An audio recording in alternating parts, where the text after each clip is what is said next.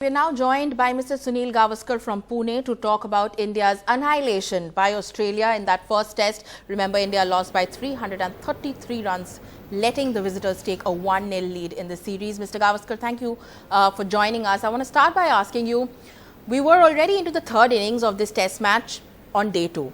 Did you think that it's going to get all over even before it was the end of day 3?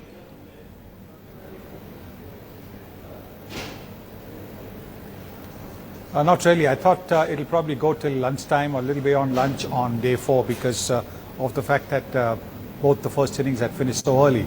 Right. But finishing just after tea, within half an hour after tea, was totally unexpected. Right. Mr. Gavaskar, routed within 3 days at home. Can you remember the last time this happened to India at home?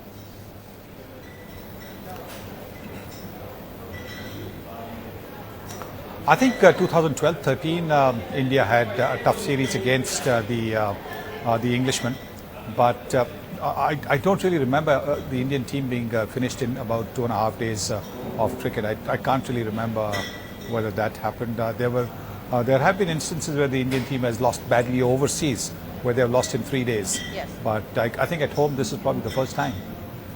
Right. Mr. Gavaskar, like Virat said after the match got over, and we all saw that it was the batting that let us down big time.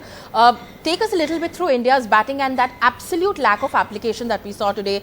Most of those dismissals really very, very reckless shots rather than some mind-blowing, performance from the bowlers. And to think that as Indians, our batsmen are good players of spin.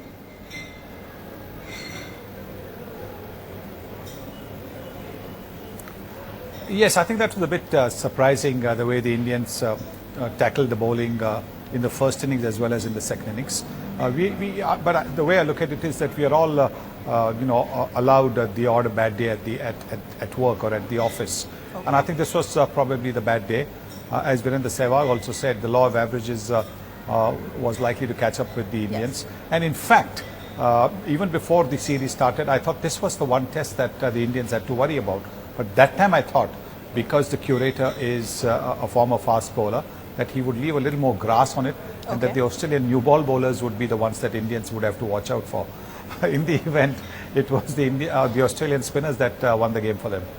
Right, clearly turned the story around. But India were coming off a 19-match unbeaten streak, and then there's suddenly this happens to India. And like Virat also said, that this was a sort of reality check that perhaps the team needed. Would you say there may have been some complacency that may have creeped in, thinking that there's possibly not much that can go wrong with us?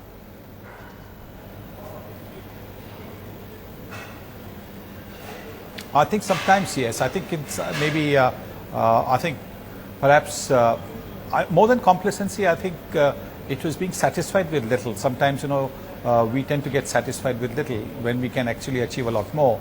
And I think that perhaps was one of the things. Also, I think I just got a little bit disappointed with the lack of fight. 75 overs for 2 innings. I don't think that speaks very highly of the batting. And genuinely, I think if you have a look at the dismissals, how many do you think were dismissals because the bowlers bowled an absolute beauty of a delivery? I think Cheteshwar Pujara getting that one from Stark in the first innings, that was a real beauty of a delivery. But otherwise, I think yes, I think the batting didn't come to the test match at all. Did you think India underestimated the opposition a little bit, given that this is not the most experienced Australian team here?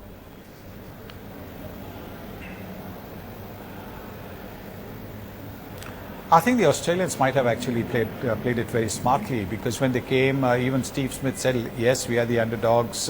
And that kind of talk from the Australians is generally not heard. That even if they have got a weak team, they will be talking their chances up. But this time around, I think maybe the way the Australians went about it might have lulled the Indians into thinking that all that they had to do was to turn up. But against the Australians, any Australian team, you'll always find that they never give up. And I think this team, the way they fought on a pitch which they were not very familiar with, the way they batted Matt Renshaw in both the innings, Steve Smith in the second innings, what a 100 that was! It was one of the best Test match hundreds that you could hope to see. So yes, I think maybe the Indians were a little bit lulled into being a little careless by the way the Australians went about pre-game. Okay.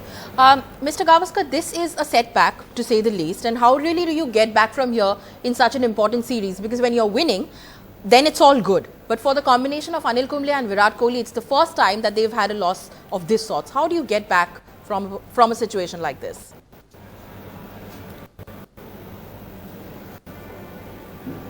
Well, first and foremost, I hope that somebody, Anil or Virat, Anil particularly, I think Anil more than Virat, reads the riot act to some of the batsmen that threw their wickets away. I think they need to realize that a test match is a five-day game, and there will be patches where the bowlers will be dominating, where the bowlers will be going past the outside edge, the bowlers will be hitting you on the pads or hitting you in the ribs or on the gloves. You've got to ride that period out when the bowlers are on top. I think because it's a five-day game. In a one-day game, yes, I can understand you're trying to counter-attack. But I think the riot act needs to be read to some of those batsmen who just went out and threw their wickets away. Every wicket has to be earned. India was made to earn every Australian wicket, apart from, say, Mitchell Starc, but he hit those sixes. Apart from that, you show me a single Australian wicket which was gifted to the Indians. One has to ask you a little bit about the DRS, though. It's been around for very long, but we've only been using it very recently. Would you say that's come back to hurt us? Because a lot of situations today, almost it seemed like that there was a little bit of confusion and not enough clarity about whether DRS should be used or not.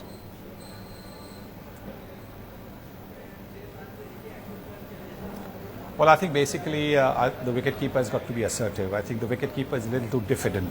He's a brilliant wicketkeeper. He's a superb wicketkeeper. But as somebody who's part of the team, he's got to be assertive in saying to the captain, no, I don't think you should go in for a DRS, or yes, I think you should be going for a DRS. And behind him, Ajinkya Rahane, who's also in a fairly good position to decide about some of those LBW and caught behind calls. He should also be assertive. Unfortunately, both of them are the quiet, defeated types, and which is not what Virat Kohli wants. Virat Kohli wants somebody who's going to give him the exact kind of picture. Then it's Virat Kohli's decision to make. If Virat still feels that has a hunch, he should go for it. But I think Saha and Rahane have to be a little more proactive.